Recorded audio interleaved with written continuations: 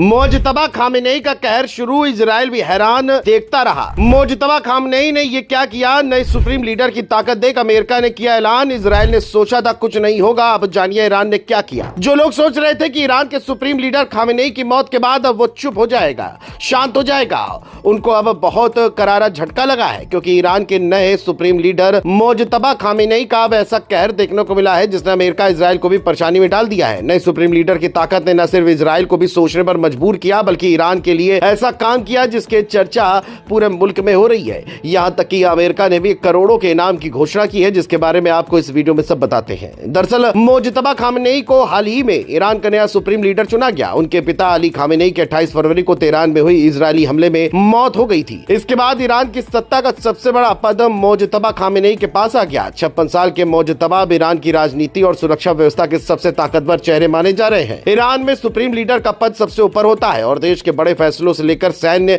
रणनीति तक हर मामले में आखिरी फैसला उन्हीं का माना जाता है। यही वजह है कि जैसे ही मोजतबा खामेनेई इस पद पर पहुंचे, पूरी दुनिया की नजरें उन पर टिक गई। लेकिन इस बीच अमेरिका ने एक बड़ा कदम उठाकर इस मामले को और ज्यादा चर्चा में ला दिया। अमेरिकी स्टेट डिपार्टमेंट ने मोजतबा खामेनेई पर $10 मिलियन यानी करीब 80 करोड़ रुपए का इनाम घोषित कर दिया। यह इनाम अमेरिका के रिवॉर्ड्स फॉर जस्टिस प्रोग्राम के तहत घोषित किया गया है। अमेरिका का कहना है कि जो भी व्यक्ति मोजतबा खामेनेई या उनके नेटवर्क से जुड़ी अहम जानकारी देगा, उसे ये इनाम दिया जा सकता है। इस घोषणा के बाद अंतर्राष्ट्रीय राजनीति में हलचल और बढ़ गई है। अमेरिका ने सिर्फ मोजतबा खामेनेई का ही इनाम नहीं लिया, बल्कि ईरान के कई बड़े नेताओं को भी अपनी वांटेड लिस्ट में शामिल कर लिया है। इस सूची में अली लारिजानी, अली असगर हिजजी, याहया रहीम सफवी, गृह मंत्री सिकंदर मोमेनी और खुफिया मंत्री इस्माइल खतीब जैसे बड़े नाम शामिल हैं।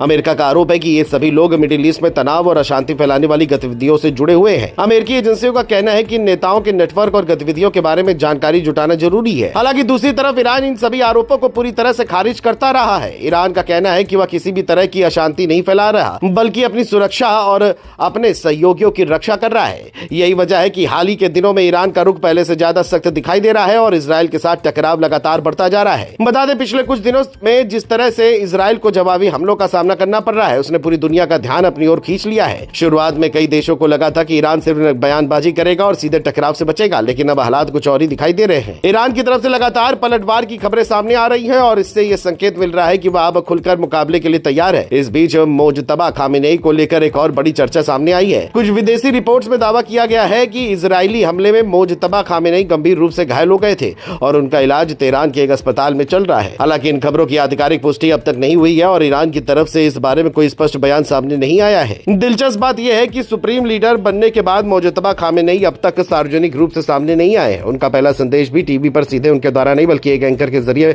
पढ़कर सुनाया गया था। इसी वजह से उनकी सेहत को लेकर के तरह तरह की अटकलें और अफवाहें फैल रही है। फिलहाल पूरी दुनिया की नजरें